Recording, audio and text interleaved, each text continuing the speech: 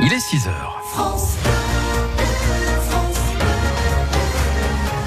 Bleu Nord. Le Parti communiste français est à la fête, puisque le Parti communiste fêtait 100 ans. Oui, c'est l'anniversaire du congrès de Tours. Entre le 25 et le 30 décembre 1920, la SFIO éclatait et le Parti communiste se détachait du Parti socialiste. Alors 100 ans après, qu'en reste-t-il dans notre région où la gauche et notamment le Parti communiste ont toujours puisé leurs forces dans la classe ouvrière? 13 000 adhérents au parti dans les années 50, un peu moins de 3 000 aujourd'hui. Mais il reste des bastions. À Avion, par exemple, près de Lens, on vote pour un maire communiste depuis 1935.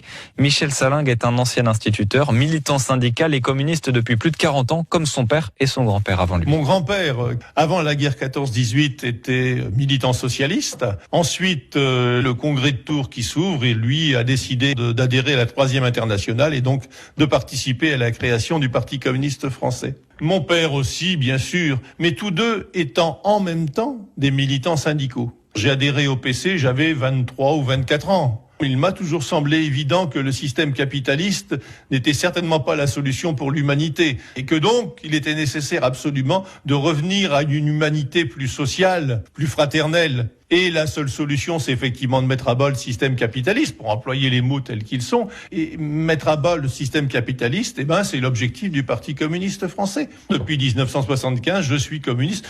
Et je crois que comme mon grand-père, qui est mort à 100 ans, je resterai communiste jusqu'à la fin de ma vie. Et aujourd'hui, le Parti communiste français détient encore une vingtaine de communes dans la région. Il est 7 heures. Le Parti communiste français a 100 ans. Oui, entre le 25 et le 30 décembre 1920, la SFIO éclatait. Le Parti communiste se détachait du Parti socialiste. Alors, qu'en reste-t-il aujourd'hui dans notre région? On rappelle qu'ils étaient plus de 13 000 adhérents au Parti communiste dans les années 50, un peu moins de 3 000 militants aujourd'hui. Pourtant, Claire Mesureur, les communistes existent encore et comptent bien conserver leur bastion. Une vingtaine de mairies sont détenues par le parti dans la région. Avion, près de Lens, 18 000 habitants et communiste depuis 1935, un bastion, un vrai. Le grand-père de Michel Salingue faisait partie de la première équipe municipale. Il avait rejoint le Parti communiste en 1920, après le congrès de Tours. Son père aussi était communiste. Lui, il a rejoint le PC en 1975.